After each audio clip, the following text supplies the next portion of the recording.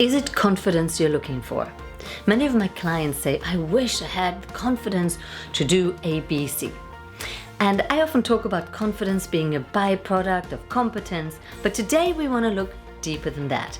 Is it even confidence that you're looking for?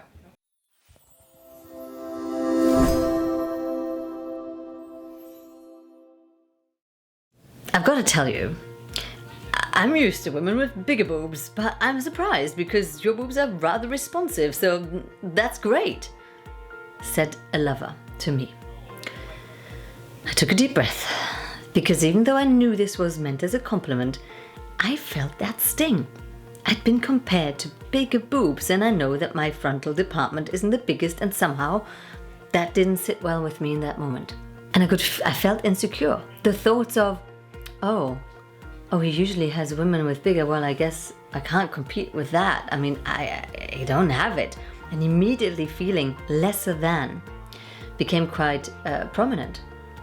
Maybe I'm lucky that he's with me, because usually he has women that have more value in the chest department. So these are very insecure, low esteem thoughts, and they were in my head. I consider myself to be a confident woman, but hey, insecurity creeps up.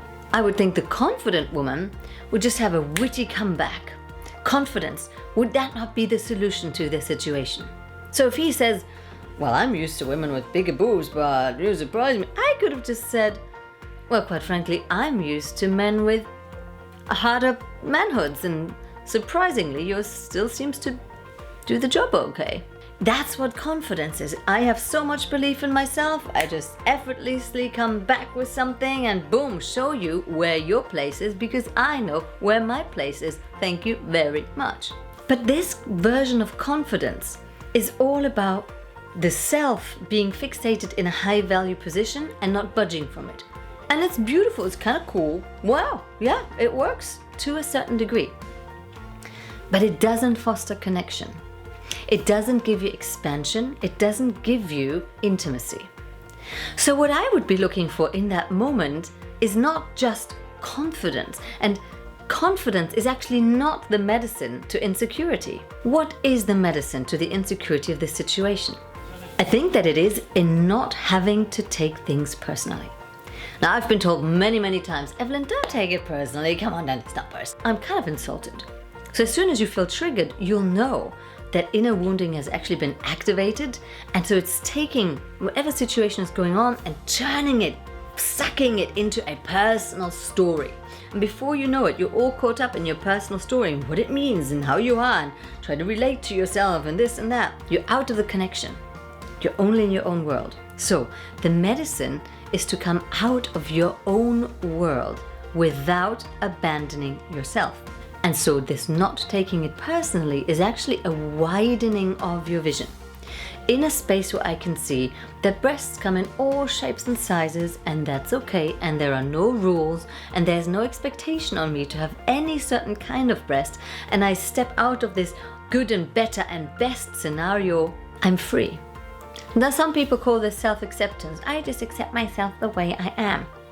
And that's all lovely as well, but it's still all about me. And what I'm pointing to is that when we expand the vision to what it actually is, then we have more freedom to move.